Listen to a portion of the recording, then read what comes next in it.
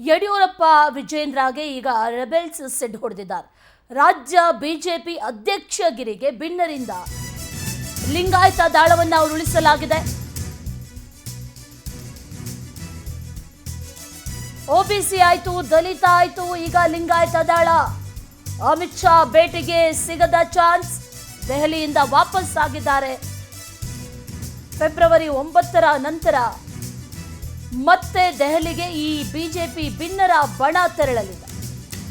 ಆಗ ಬಿಜೆಪಿ ಭಿನ್ನರಿಂದ ವರಿಷ್ಠರನ್ನ ಭೇಟಿ ಮಾಡುವಂತ ಸಾಧ್ಯತೆ ಇದೆ. ಹೇಗೂ ಫೆಬ್ರವರಿ 10ರಂದು ಕೇಂದ್ರ ಸಚಿವ ಸೋಮಣ್ಣ ಅವರ ಸರ್ಕಾರಿ ನಿವಾಸದಲ್ಲಿ ಪೂಜೆ ಇದೆ. ಇದೇ ನೆಪದಲ್ಲಿ ಫೆಬ್ರವರಿ 9ರಂದೇ ದೆಹಲಿಗೆ ತೆರಳೋದಕ್ಕೆ ಈಗ ಭಿನ್ನಮತೀಯರು, ಈ ಭಿನ್ನ ಬಣದವರು ಪ್ಲಾನ್ ಮಾಡ್ಕೊಂಡಿದ್ದಾರೆ. ಅಮಿತ್ ಶಾ ಭೇಟಿಗೆ ಚಾನ್ಸ್ ಸಿಕ್ಕಿಲ್ಲ, ದೆಹಲಿಯಿಂದ ವಾಪಸ್ ಆದರೂ ಬರಿಗೈಯಲ್ಲಿ. ಆದರೆ ಮತ್ತೆ ಇನ್ನೊಂದು ಪ್ರಯತ್ನವನ್ನು ಮಾಡೋದಕ್ಕೆ ಈಗ ಈ ಅಸಮಾಧಾನಿತರು ಮುಂದಾಗ್ತಾ ಇದ್ದಾರೆ. ಫೆಬ್ರವರಿ 9 ಅವತ್ತು ಒಂದು ಪೂಜೆ ಇದೆ, ಅದೇ ನೆಪವನ್ನು ಇಟ್ಕೊಂಡು ಈಗ ದೆಹಲಿಗೆ ತೆರಳೋದಕ್ಕೆ ಪ್ಲಾನ್ ಮಾಡ್ತಾ ಇದ್ದಾರೆ ಅನ್ನುವಂಥ ಮಾಹಿತಿ. ದೆಹಲಿಗೆ ತೆರಳಿ ಲಿಂಗಾಯತ ಮುಖಂಡರ ಸಭೆಯನ್ನು ನಡೆಸೋದಕ್ಕೆ ಎಲ್ಲ ರೀತಿಯ ಸಿದ್ಧತೆಗಳನ್ನು ಕೂಡ ಈಗ ಮಾಡಲಾಗ್ತಾ ಇದೆ. ದೆಹಲಿಗೆ ತೆರಳಿದ್ರು, ಆದರೆ ಅಲ್ಲಿ ಮೀಟ್ ಮಾಡೋದಕ್ಕೆ ಅವಕಾಶ ಸಿಕ್ಕಿರಲಿಲ್ಲ. ಈ ಕಾರಣಕ್ಕಾಗಿ ಈಗ ಮತ್ತೊಮ್ಮೆ ಫೆಬ್ರವರಿ 9ರಂದು ಮತ್ತೆ ಭೇಟಿ ಮಾಡುವಂಥ ನಿಟ್ಟಿನಲ್ಲಿ ಈ ಅಸಮಾಧಾನಿತರೆಲ್ಲರೂ ಕೂಡ ಹೋಗ್ತಾರೆ ಅನ್ನುವಂಥ ಮಾಹಿತಿ ಲಭ್ಯ ಆಗ್ತಾ ಇದೆ. ಫೆಬ್ರವರಿ 10ರಂದು ಕೇಂದ್ರ ಸಚಿವ ಸೋಮಣ್ಣ ಅವರ ಸರ್ಕಾರಿ ನಿವಾಸದಲ್ಲಿ ಒಂದು ಪೂಜೆ ಇದೆ. ಆ ಪೂಜೆಯನ್ನು ಅಟೆಂಡ್ ಮಾಡ್ದಂಗೂ ಆಗುತ್ತೆ. ಅದರ ಜೊತೆಯಲ್ಲಿ ಒಂದಷ್ಟು ಮಾತುಕತೆಗಳನ್ನು ನಡೆಸಲೇಬೇಕಾಗಿದೆ ಈಗ ಅಸಮಾಧಾನಿತರು.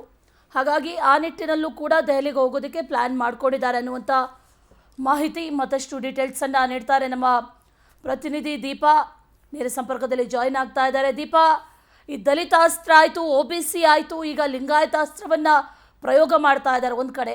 ಮತ್ತೊಂದು ಕಡೆಯಲ್ಲಿ ಮೀಟ್ ಆಗೋದಕ್ಕೆ ಆಗಿಲ್ಲ ವರಿಷ್ಠರನ್ನ ಅಂತ ಮತ್ತೊಮ್ಮೆ ಹೋಗೋದಕ್ಕೂ ಕೂಡ ಸಿದ್ಧತೆಯನ್ನು ಮಾಡ್ತಾ ಇದ್ದಾರೆ. ಒಟ್ಟಾರೆಯಾಗಿ ಡೀಟೇಲ್ಸನ್ನು ಕೊಡೋದಾದರೆ ದೀಪಾ. ಅಶ್ವಿನಿ, ರಾಜ್ಯಾಧ್ಯಕ್ಷರನ್ನ ಬದಲಾಯಿಸಬೇಕು ಅನ್ನುವಂತಹ ನಿಟ್ಟಿನಲ್ಲಿ ಎಲ್ಲ ರೀತಿಯಾದಂತಹ ಪ್ರಯತ್ನ ಮಾಡಿಕೊಂಡಿರುವಂತಹ ಬಿಜೆಪಿ ಭಿನ್ನರ ತಂಡ ಇದೀಗ ಹೈಕಮಾಂಡ್ ಭೇಟಿಗೂ ಕೂಡ ತೆರಳಿತ್ತು. ಆದರೆ ನಿನ್ನೆ ದೆಹಲಿ ಚುನಾವಣೆ ಇದ್ದಿದ್ದರಿಂದ ಯಾವುದೇ ನಾಯಕರನ್ನ ಭೇಟಿ ಮಾಡೋದಕ್ಕೆ ಸಾಧ್ಯ ಆಗಿರಲಿಲ್ಲ. ಹಾಗಾಗಿ 9ರಂದು ಮತ್ತೆ ದೆಹಲಿಗೆ ತೆರಳಿ ಭೇಟಿಯನ್ನು ಮಾಡಬೇಕು ಅನ್ನುವಂತಹ ನಿಟ್ಟಿನಲ್ಲಿ ಒಂದು ಪ್ಲಾನನ್ನು ಮಾಡಿಕೊಂಡು ಬೆಂಗಳೂರಿಗೆ ವಾಪಸ್ಸಾಗಿದ್ದಾರೆ. ಬಹುತೇಕವಾಗಿ 10ನೇ ತಾರೀಕು ಒಂದು ಸಭೆಯನ್ನು ಕೂಡ ಅವರು ಇಟ್ಕೊಂಡಿರುವಂತಹದ್ದು. ಅಂದರೆ ಲಿಂಗಾಯತರ ಮೂಲಕವೇ ಇದನ್ನು ಆಪರೇಟ್ ಮಾಡಬೇಕು ಅನ್ನುವಂತಹ ನಿಟ್ಟಿನಲ್ಲಿ ಒಂದಿಷ್ಟು ಪ್ಲಾನ್ ಹಾಕಿಕೊಂಡಿದ್ದಾರೆ. ಹಾಗಾಗಿ 10ರಂದು ಸೋಮಣ್ಣ ಮನೆಯಲ್ಲಿ, ಅಂದರೆ ಸೋಮಣ್ಣ ನಿವಾಸದಲ್ಲಿ ಒಂದು ಪೂಜೆಯನ್ನು ಏನು ನಡೆಸಲಾಗ್ತಿದೆ, ಆ ಪೂಜೆಯಲ್ಲಿ ಎಲ್ಲರೂ ಕೂಡ ಈ ಭಿನ್ನರ ತಂಡ ಭಾಗಿಯಾಗ್ತಾ ಇದೆ. ಅವತ್ತೇ ಅಂದೇ ಒಂದಿಷ್ಟು ಸಭೆಯನ್ನು ಮಾಡಬೇಕು, ಬಹುತೇಕವಾಗಿ ಅಂದೇ ನಿರ್ಣಯವನ್ನು ತೆಗೆದುಕೊಳ್ಬೇಕು.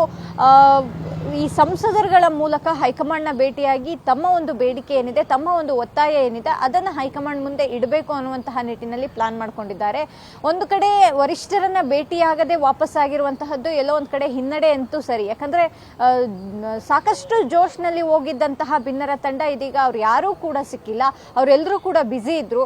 ಬ್ಯುಸಿ ಇರೋದು ಗೊತ್ತಿದ್ದು ಕೂಡ ಅವರು ಹೋಗಿ ಭೇಟಿಯಾಗೋದಕ್ಕೆ ಪ್ರಯತ್ನ ಮಾಡಿದ್ರು, ಆದರೆ ಅದು ಸಾಧ್ಯವಾಗಲಿಲ್ಲ. ಹಾಗಾಗಿ 10ರಂದು ಹೋಗ್ತಾರೆ, ಹೋಗಿ ಅಲ್ಲಿ ಸೋಮಣ್ಣ ನಿವಾಸದಲ್ಲಿ ಒಂದು ಪೂಜೆಯ ಬಳಿಕ ಒಂದು ಸಭೆಯನ್ನು ನಡೆಸಿ ಬಹುತೇಕವಾಗಿ ಅಂತಿಮ ತೀರ್ಮಾನವನ್ನ ತೆಗೆದುಕೊಳ್ತಾರೆ ಅನ್ನುವಂತಹದ್ದು. 9ರಂದು ವರಿಷ್ಠರನ್ನ ಭೇಟಿ ಆಗ್ತಾರೆ ಅನ್ನುವಂತ ಮಾಹಿತಿ ಇದೆ. ಹೀಗಾಗಿ ರಾಜ್ಯಾಧ್ಯಕ್ಷರ ವಿಚಾರದಲ್ಲಿ ಸಾಕಷ್ಟು ಮುಂದಿನ ಹೆಜ್ಜೆಯನ್ನು ಇಟ್ಟಿರುವಂತಹ ಭಿನ್ನರ ತಂಡ ಇದೀಗ ಈ ರೀತಿಯಾದಂತಹ ನಿರ್ಧಾರವನ್ನು ಮಾಡಿರುವಂತಹದ್ದು. ಅವರೇ ಹೇಳಿಕೊಂಡಂತೆ 10ರಂದು ಸಿಹಿ ಸುದ್ದಿಯೊಂದು ಸಿಗುತ್ತೆ ಅನ್ನುವಂತಹ ಮಾತನ್ನ ಹೇಳಿರೋದ್ರಿಂದ ಎಲ್ಲವೂ ನಿರ್ಣಯ ಆಗ್ತಾ ಇದೆ ಅನ್ನುವಂಥದ್ದಂತೂ ಖಚಿತ.